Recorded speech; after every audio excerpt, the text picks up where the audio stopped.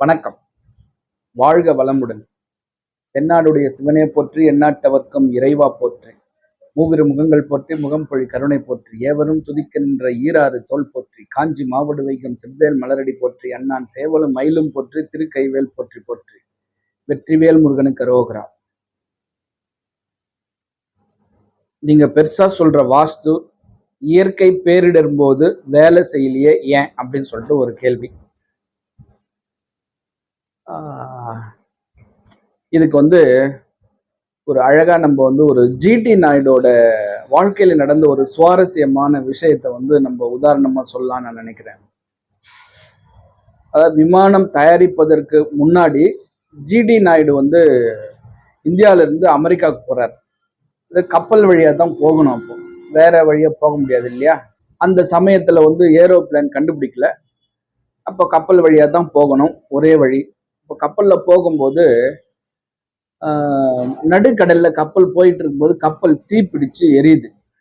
கப்பல்ல போறவங்க எல்லாருமே அந்த தீயில தான் மாட்ட போறாங்க. அப்போ ஜிடி நாயுடு என்ன நினைக்கிறாப்புலன்னா, அதாவது தீயில மாட்டி நம்ம சாகிறத விட கடல்ல குச்சி நம்ம செத்துடலாம், இந்த வலி வேதனையை யார் தாங்கிறது அப்படின்னு சொல்லி கடல்ல குதிக்கிறாங்க. சில பேர் கடல்ல குதிக்கிறாங்க, அதுல இவர் ஜிடி நாயுடு குதிக்கிறார்.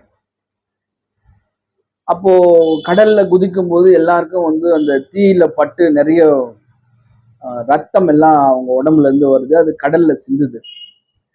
எல்லாரும் அந்த ரத்த காயத்தோடவே கடல்ல குதிக்கிறாங்க.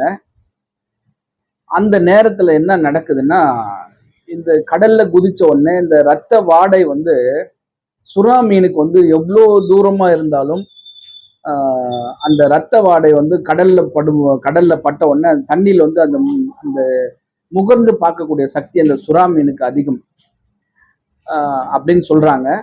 அப்போ அது சில பல நாட்டிக்கல் மைல் தூரத்துல இருந்தாலும் அந்த ரத்த வாடையை ஸ்மெல் பண்ணி கரெக்டா அந்த ரத்தம் எங்க இருக்கு அப்படின்னு சொல்லிட்டு அந்த ஸ்மெல் பண்ணி அதனுடைய டைரக்ஷனை கண்டுபிடிச்சு அந்த ரத்தம் இருக்கக்கூடிய இடத்துக்கு அதை சாப்பிட்டுருமா அதை அந்த சுறா மீன். இதுதான் சுறா மீனோட குணாதிசயம். அப்படி இருக்கும்போது சுறா மீன் கண்டுபிடிச்சு வந்துடுச்சு, நிறைய மக்களை அடிச்சு தும்சம் பண்ணி சாப்பிடுது கடல்ல. ஜிடி நாயுடு மட்டும் ஒன்றும் பண்ணல, இவரை சுத்தி சுத்தி போகுது, ஆனா இவரை மட்டும் ஒன்றும் பண்ணல இந்த சுறா மீன். என்ன இதுக்கு ஒரு அதிசயமா போச்சு அவருக்கு. அதுக்கப்புறம் எப்படியோ தப்பிச்சு உயிர் தப்பிச்சு வந்துட்டாரு. அவருடைய அந்த சுயசரிதையில தான் இது இருக்கு. அவர் தான் சொல்லியிருக்காரு. காரணம் எப்படி நான் தப்பிச்சு வந்தேன் அப்படின்னு நான் ரிசர்ச் பண்ணும்போது அதுல ஒரு அழகா ஒரு விஷயம் எனக்கு நான் கண்டுபிடிச்சேன். அதுல நான் வாழ்நாள்ல அசைவம் சாப்பிட்டதே கிடையாது. ஸோ அந்த அசைவம் சாப்பிடாத காரணத்தினால்தான் அந்த சுறா மீன் என்ன எதுவுமே பண்ணல. இது ஒரு ஒரு ஒரு ஒரு மறக்க முடியாத ஒரு நிகழ்வு.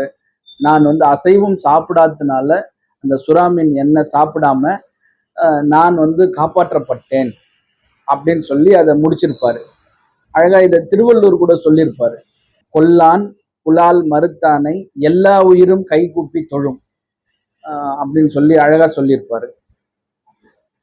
ஸோ அந்த வகையில அது மாதிரிதான் இயற்கை பேரிடர் வருது அப்படின்னா கடவுள் ஒவ்வொரு விஷயத்தையும் நொடி துல்லியமா நிர்ணயிச்சுதான் நம்ம படைச்சிருக்காரு. அதாவது எந்த நேரத்துல எது நடக்கணுமோ அது நடந்தே தீரும். ஆனா அது கடவுள் சும்மா இல்லை, ஒவ்வொரு விஷயத்தையும் நமக்கு ஒரு சமீட்சை மூலயமா சொல்லிக்கிட்டு தான் அதை அந்த வேலையை செய்யறாரு, சொல்லிதான் செய்யறாரு. அப்போ அதை புரிஞ்சுக்கக்கூடிய அறிவு நம்ம கிட்ட இல்லாத போது நீங்க எந்த வாஸ்துப்படி கட்டின வீட்டுல இருந்தாலும் யாராலையும் காப்பாற்ற முடியாது. கடவுள் ஒவ்வொரு விஷயத்தையும் நமக்கு சமீட்சை மூலயமா சொல்லிக்கிட்டு தான் இருப்பாரு. இப்போ நம்ம வீட்டுல இருந்து கிளம்புறோம், எழுத்தாப்புல பூனை குறுக்க போகுது.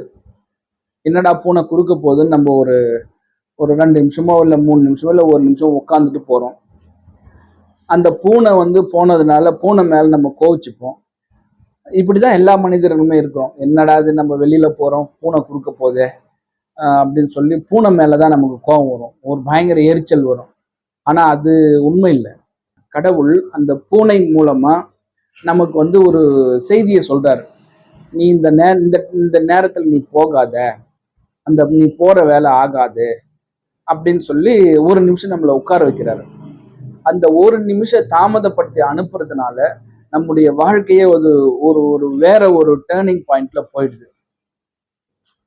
அது வந்து நம்ம நம்ம ஒரு நிமிஷம் வெயிட் பண்ணாம போனோம்னா ஏதாவது ஒரு அசம்பாவிதம் நடக்கும், ஒரு ஆக்சிடென்ட்ல மாட்டுவோம். அந்த ஒரு நிமிஷம் நம்முடைய வாழ்க்கையை வந்து திருப்பி அமைக்குதுன்னு சொல்லும்போது, அப்ப கடவுள் நமக்கு வந்து சமிக்சை மூலியமா எல்லாத்தையுமே கொடுத்துட்டு இருப்பார். அப்போ அதை நம்ம புரிஞ்சுக்கக்கூடிய தன்மை, அந்த அறிவு நம்ம கிட்ட இருந்ததுன்னா எல்லா இயற்கை பேரிடரையும் நம்ம வந்து ஓவர் கம் பண்ணி வந்துடலாம். அந்த புரிஞ்சிக்கக்கூடிய அறிவு இல்லாததுனால தான் நம்ம வந்து எல்லா பிரச்சனையும் நம்ம போய் மாட்டிக்கிறோம். ஸோ வாஸ்து வேலை செய்யுமா அப்படின்னா நிச்சயமா வேலை செய்யும். வாஸ்துப்படி, வாஸ்துன்னா என்ன?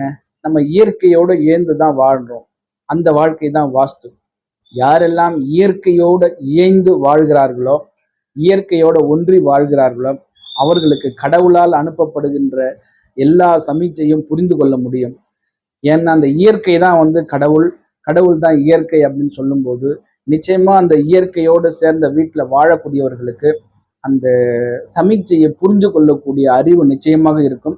அவர்கள் எப்படிப்பட்ட ஒரு சூழ்நிலையில் இருந்தாலும், அவர்கள் எந்த ஒரு இயற்கை பேரிடர் எது வந்தாலும் அவர்கள் காப்பாற்றப்படுவார்கள். ஸோ இதுதான் நீங்க புரிஞ்சுக்கணும். இயற்கையோடு சேர்ந்துருங்க. நிச்சயமா நீங்களும் வந்து அந்த இயற்கை பேரிடரிலிருந்து காப்பாற்றப்படுவீர்கள்.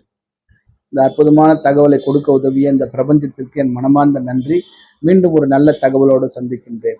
ஆறிரு கடந்தோல் வாழ்க, ஆறு முகம் வாழ்க, வெற்பை கூறு செய் தனிவேல் வாழ்க, குக்குடம் வாழ்க, செவ்வேல் ஏறிய மஞ்சை வாழ்க, யானை தன் அணங்கு வாழ்க, மாறிலா வள்ளி வாழ்க, வாழ்க சீர் அடியார் எல்லாம், வெற்றிவேல் முருகனுக்கு அரோகரா. வணக்கம். வாழ்க வளமுடன், எல்லாம் செயல்கூடும்.